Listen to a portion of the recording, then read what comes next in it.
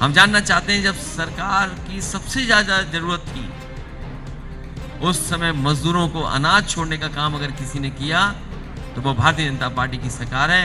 इस देश का मजदूर और खासकर उत्तर प्रदेश का मजदूर भूल नहीं सकता कि किस तरीके से सरकार ने मजबूर किया तो उन्हें पैदल पैदल चलने के लिए। और कोरोना के समय पर जब दवाई उपलब्ध हो जानी चाहिए थी, पर्याप्त बिस्तर अस्पताल में होने चाहिए थे, ऑक्सीजन मिल जानी चाहिए थी, ये सरकार दवाई बिस्तर ऑक्सीजन नहीं दे पाई और जितने लोगों की जान गई है अभी तक गिनती नहीं पता है। जो कोरोना के समय पर रेमडेसिविर इंजेक्शन जैसी चीजें थी, ऑक्सीजन जरूरत चीज बन गई थी, उसको डॉक्टर नहीं उपलब्ध करा रहे थे, अधिकारी उपलब्ध करा रहे थे।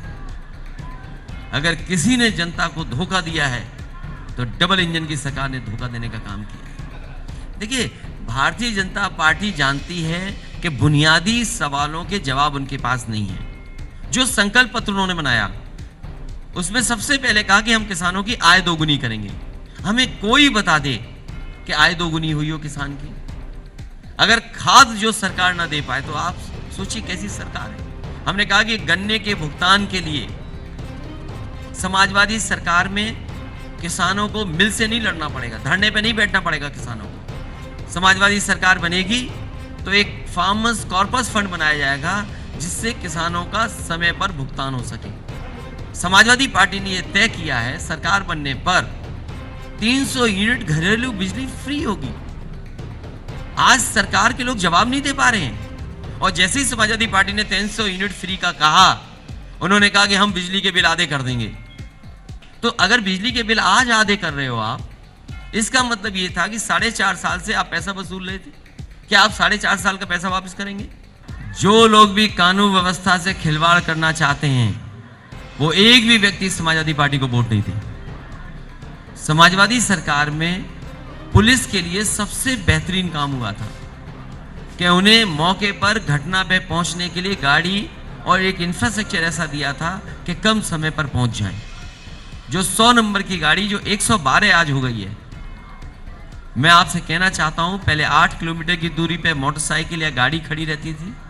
अगर हमें ये दूरी भी कम करनी पड़ी और गाड़ियों की संख्या दुगनी पर करनी पड़ी तो समाजवादी सरकार में इन गाड़ियों की संख्या दुगनी कर करके कानून व्यवस्था को ठीक रखने का काम करेंगे। और जो लोग ये कह रहे हैं, क्या वो हाथरस की घटना भूल गए? जिनकी सरकार 2 बार बनी हो, उन्होंने कितने नौजवानों को बेरोजगार कर दिया और समाजवादी व्यवस्था को पूरा का पूरा खत्म कर दिया। हमारे समाज की समाजवादी व्यवस्था हो, सब कारखाने बेच दिए। जो बड़े बड़े कारखाने थे जहां पर नौकरी रोजगार मिलता, वो बिक गए कि नहीं बिक गए? हवाई जहाज बिक गए। हवाई जहाज जहां खड़े होते थे वो एयरपोर्ट बेच दिए, बंदरगाह बेच दिए, रेलवे स्टेशन बेचने की तैयारी है, डिफेंस की जमीन बेचने की तैयारी है। क्या गोरखपुर जो गृह जनपद है मुख्यमंत्री जी का, एक व्यापारी वहां कारोबार के लिए आया और काम के लिए उसको पीट पीट करके पुलिस ने मार दिया, जान ले ली। और आज देश में कस्टोडियल डेथ में सबसे ऊपर उत्तर प्रदेश है। नेशनल ह्यूमन राइट कमीशन ने सबसे ज्यादा नोटिस अगर किसी को दिए तो उत्तर प्रदेश को दिए।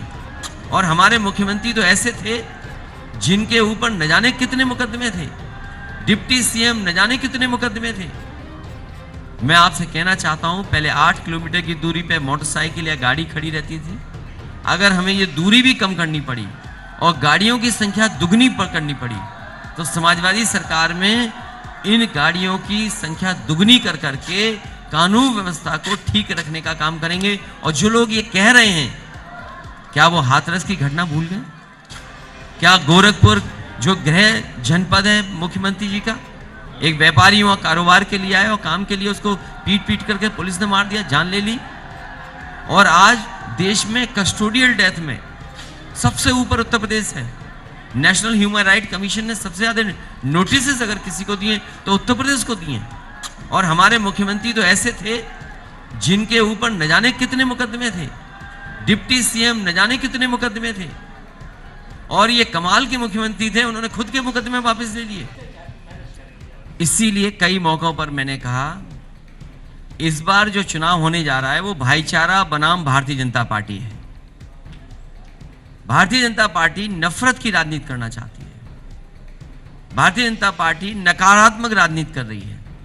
समाजवादी पार्टी लोगों को जोड़ करके मेल जोल की, गंगा जमनी तहजीब की, भाईचारे की राजनीति कर रही है और पॉजिटिव पॉलिटिक्स की तरफ लेके जा रहे हैं। मुझे खुशी है इस बात की कि अलीगढ़ के उद्योग और अलीगढ़ के कारोबारी अपने प्रयासों से, अपने मेहनत से लगातार न केवल यहाँ के लोगों को रोजगार नौकरी दे रहे हैं बल्कि एक्सपोर्ट कर करके दुनिया में अपनी पहचान बना।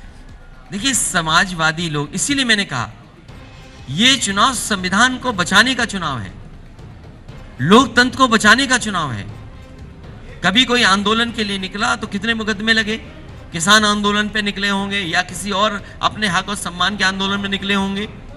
मुख्यमंत्री जी अपने मुकदमे वापस ले सकते हैं, दूसरों पे मुकदमे लगा रहे हैं। जो सवाल आपने पूछा है, और समाजवादी व्यवस्था को पूरा का पूरा खत्म कर दिया। हमारे समाज की समाजवादी व्यवस्था हो, सब कारखाने बेच दिए। जो बड़े बड़े कारखाने थे जहां पर नौकरी रोजगार मिलता, वो बिक गए कि नहीं बिक गए? हवाई जहाज बिक गए। हवाई जहाज जहां खड़े होते थे वो एयरपोर्ट बेच दिए, बंदरगाह बेच दिए, रेलवे स्टेशन बेचने की तैयारी है, डिफेंस की जमीन बेचने की तैयारी है।